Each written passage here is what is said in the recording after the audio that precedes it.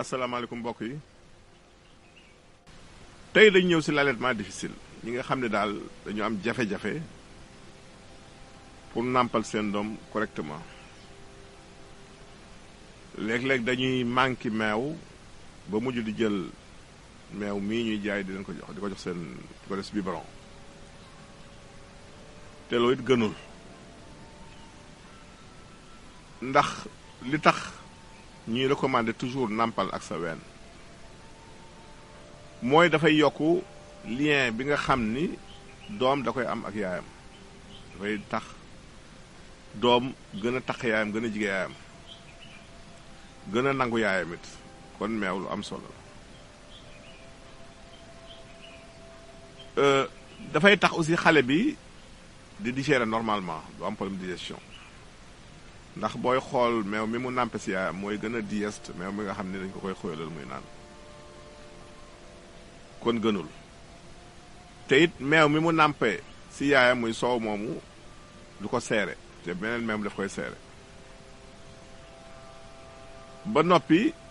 meew dafay dimbali xale bi si yenn allergique maanaam meew yaayam bu ko dee nàmp yenn allergie yu bari du ko dal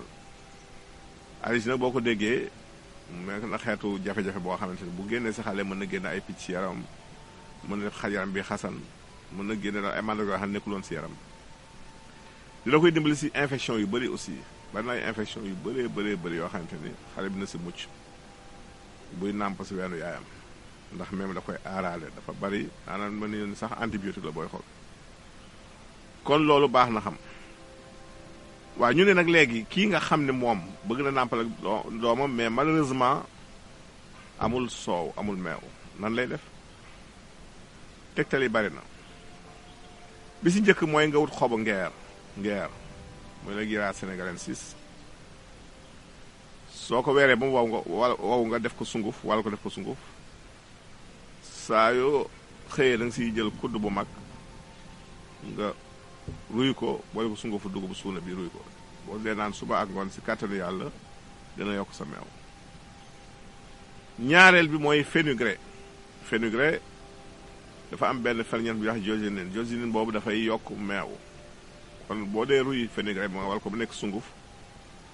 boole ko sungufu dugubu suuna bi di ko ruy di ko naan si kàttanu yàlla sa meew dafay ñëw dafay bari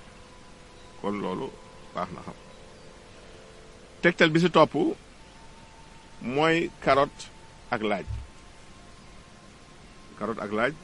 kii boo ko amee carotte bi dina doy nga jël si laaj bi juróomi gélule maanaam boo ko tasee lii mooy gélule baa ngi nii da nga siy jël juróomi toll nii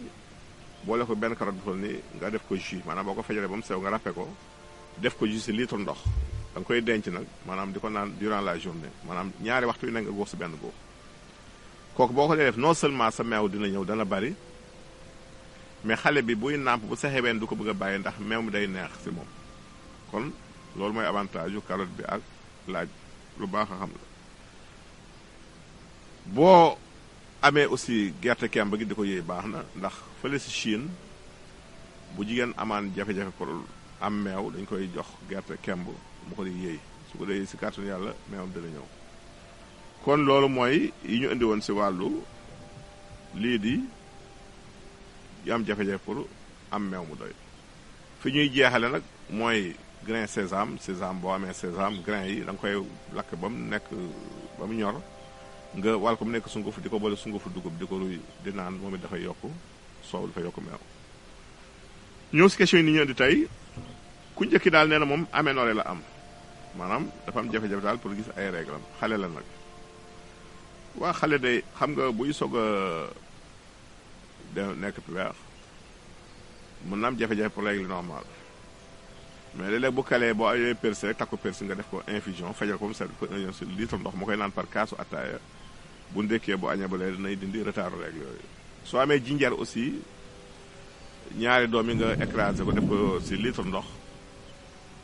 def ko ji segg ko mu koy naan par kaasu attaaya si kàttanu yàlla dina tax règle yi ñëw normalement